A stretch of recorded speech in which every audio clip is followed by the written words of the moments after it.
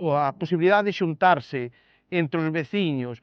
Eu xa sei que isto pa nós, pa os galegos, é moi difícil. Cando hai as máquinas, moitas veces utilizámolas un día ao ano e compramos cada un a súa, porque ese mismo día queremos usar todos, non? Temos a mala suerte esa. Para o tema forestal era importante tamén que estuveramos agrupados. Por qué?